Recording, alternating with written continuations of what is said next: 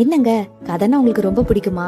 வாங்களேன், ஒரு குட்டி கதைய பாத்திரலாம். ஒரு முறை ஒரு சிறுவன் ஏசப்பா கிட்ட கேட்டானா, நான் சோகமா இருக்கும் போதோ, என் வாழ்க்கையில எல்லாம் தவறா நடக்கும் போதோ, நான் ஏன் கடவுளுக்கு நன்றி சொல்லணும்? அதுக்கு ஏசப்பா ஒரு கதையின் மூலமா அதை புரிய வைக்கிறாரு. ஒரு காலத்துல ஒரு குட்டி பறவை பாலைவனத்துல வாழ்ந்து வந்துச்சு. அதுக்கு சிறகுகள் இல்ல, சாப்பிட உணவு இல்ல, குடிக்க தண்ணீர் கூட இல்ல. தினமும் அது அழுதபடியே கடவுள்கிட்ட கேக்குமா, நான் ஏன் இப்படி வாழணும் அப்படின்னு.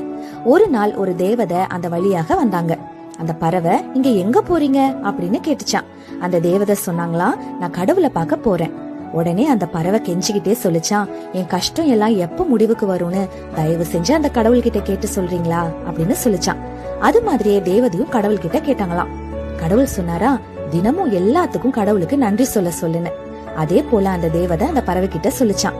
அதுக்கு அப்ப புரியல, ஆனாலும் அது கீழ்படிஞ்சிச்சான். சூரியன் அத சிறகுகளை சுட்டெரிக்கும் போது கடவுளுக்கு நன்றி சொல்லுமா, பசியாக இருக்கும் போது கடவுளுக்கு நன்றி சொல்லுமா, அழுகும் போதெல்லாம் கடவுளுக்கு நன்றி சொல்லுமா. மெல்ல மெல்ல பாலைவனத்துல தண்ணீர் வர ஆரம்பிச்சிச்சு. பாலைவனத்துல பூக்களும் பூக்க தொடங்குச்சு. அந்த பறவையும் ஹாப்பியா அங்க வாழ ஸ்டார்ட் பண்ணிடுச்சுங்க. அந்த பறவையோட இதயத்தை மாற்றும் போது அதோட வாழ்க்கையும் சேர்ந்து மாறிச்சு. பாத்தீங்களா? இன்னைக்கும் ஏசப்பா உங்ககிட்ட சொல்றாரு, உங்க வாழ்க்கையில என்ன கஷ்டம் வந்தாலும் நஷ்டம் வந்தாலும் புலம்பாதீங்க. அவருக்கு ஒரே ஒரு நன்றி மட்டும் சொல்லுங்க, உங்க வாழ்க்கைய ரொம்ப பிரகாசமா மாற்றிடுவாரு. கர்த்தரை நான் எக்காலத்திலும் ஸ்தோத்தரிப்பேன், அவர் துதி எப்போதும் என் வாயில் இருக்கும்.